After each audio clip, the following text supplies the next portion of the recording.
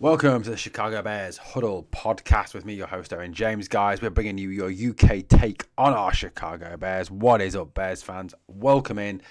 Guys, look, are the Bears really content with the roster they now have? Is this it? Is this the roster? Well, this is the 90-man roster they'll go into training camp with, and obviously it'll be slimmed down to that 53-man roster. But is this it now? Is the running back room that we go into, the rookie mini camp, and then obviously into the OTAs and the training camp, the one we currently have? It certainly would start to appear so. Reports today suggesting that the Bears are happy to run with the running back room that they have, that no running backs will be added now, and that we'll kind of go with what we've got, barring any last minute changes of decisions. And maybe, with the running back class in, I can't believe we're talking about this, 2026, looking deep again, the Bears will obviously dip into that running back class in 2026. Now, we know in 2025 they tried so hard to add a running back. They asked and tried to find a price worth paying to get Ashton Genty. That did not happen. They also tried to find one worth paying to get Trayvon Henderson, but that did not happen either. The eventual pick, of course, being Kyle Monongai in the 7th round. And I've got to say, look, I'm secretly quite impressed with Kyle Monongai. He looks, from his tape, and look, I know it's college tape, I know it's not NFL, I know he hasn't taken a single snap in the NFL yet, but just looking at his college tape, the guy looks kind of impressive. He really does. 5.1 yards per carry, no fumbles, running behind a line in Rutgers, not like he was running behind a line in Ohio State or Michigan or Penn State or anything like that. He was playing at a pretty small school. So look, you've got to kind of give him a bit of credit for that.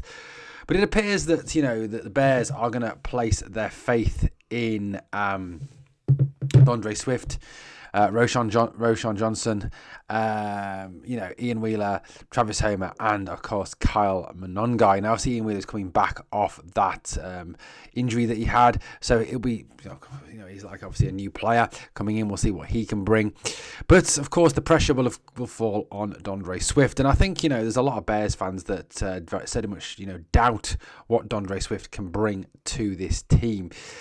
You kind of have to take what happened last, and look, this is trying to be as positive as possible about this, and you've got to be at this stage. I think, look, whatever your thoughts are on the running back room, whatever your thoughts are on D'Andre Swift, you've got to kind of give the Bears the benefit of the doubt. You've got to give Ryan Poles and Ben Johnson and Eric Bieniemy, the running back coach, the benefit of the doubt. We have a new coaching staff in place, we have a new O-line in place, we have a new offensively minded head coach, we have a whole host of weapons in the wide receiver room and in the tight end room, so you've got to kind of go into this new season giving the Bears front office and obviously the head coach and the coaching staff a bit of the benefit of the doubt that they can kind of change what happened in the 2024 season and take that forward to 2025 and kind of get the best out of D'Andre Swift. Now, look, I think we've got to kind of look at this with a bit of sense of realism. Yes, he has things to develop.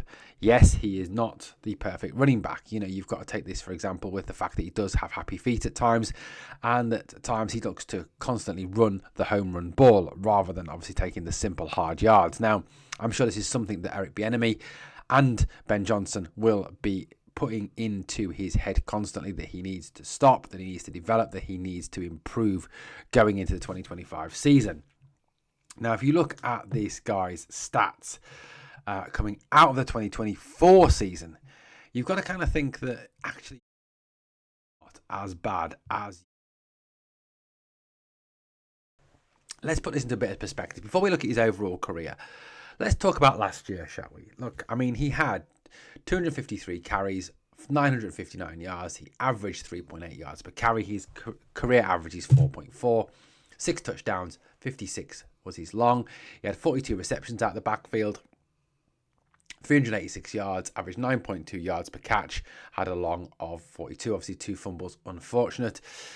Overall, obviously, looking at 1,300 yards from the line of scrimmage. So, what you've got to kind of put a bit into that is he ran 41 yards below 1,000 yards. Now, 1,000 yards is probably, is the key sort of metric for a running back. If you can have a running back with an over 1,000 yard season, you say he's had a good season.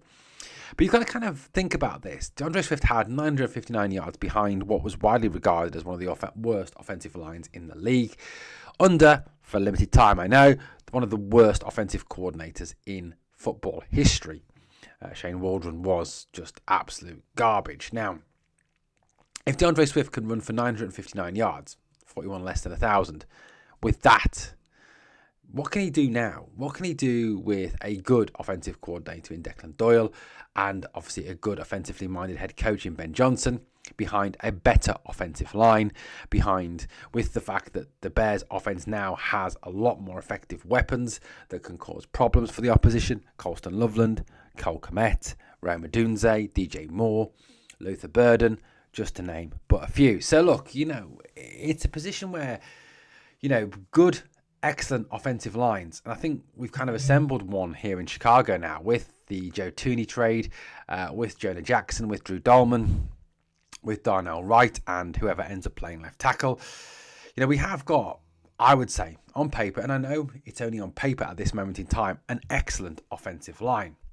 So an excellent offensive line can make even the most average of running backs look good. Now, I'm not saying for a minute that DeAndre Swift is average. I'm not saying that he's poor, but I am saying that behind a better offensive line with a better offensively minded head coach, maybe they can start to see some of the better levels of performance for him. Now, last time DeAndre Swift had a good head coach and a good offensive staff was when he was in Philadelphia.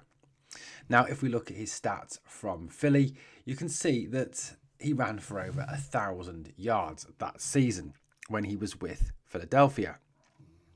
So you've got to kind of think that, look, he has got the ability to do that if he is in a place where he has good opportunity to do that, where he has the ability to kind of be, supported with the work that obviously the head coach and the offensive line do. And in Philly, you certainly had a good offensive line and you had a good head coach, yes, Nick Sirianni, and obviously the offensive staff they had there. Now he ran on 229 carries, which is just under 30 less than he had last season for the Bears. Over 1,000 yards, 4.6 yards per carry, 5 touchdowns, with a long of 43 as well. So he had that ability previously. Now look, yes, his seasons with Detroit weren't particularly spectacular. 542, 617, and 521. Obviously, some of those under Ben Johnson. But, that season under Philadelphia, at Philly, has got to be the encouragement, hasn't it? It's got to be the positive. Again, 1,263 yards from scrimmage in totaling, if you include the reception yards. Total of obviously adding in that touchdown as well, that's 6 TDs. So, he's got a bit of previous there. So, the Bears obviously have been linked with a number of different running backs, obviously Nick Chubb, J.K. Dobbins, Gus Edwards, Jamal Williams.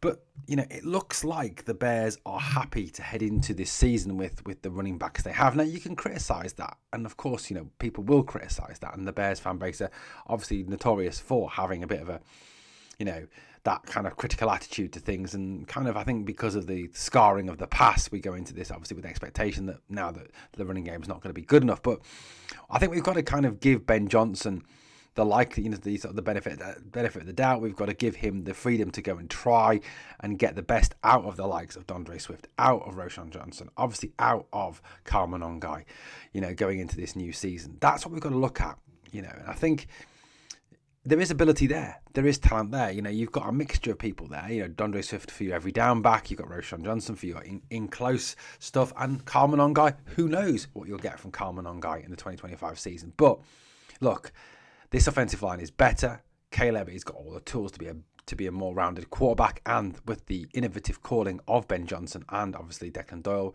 Press Taylor, Eric Bieniemy, I think there is an option there to really kind of try and get the best out of DeAndre Swift and try and get him back to that Philadelphia form. It's possible, it's potential, it's there. We've got to get there, guys. We've got to believe. What do you think, guys? Let me know your thoughts in the comments. Thank you for watching the Chicago Bears Huddle podcast. Guys, as always, if you've enjoyed the content, please like, comment, share, and subscribe. And let's bear down. See you later, Chicago.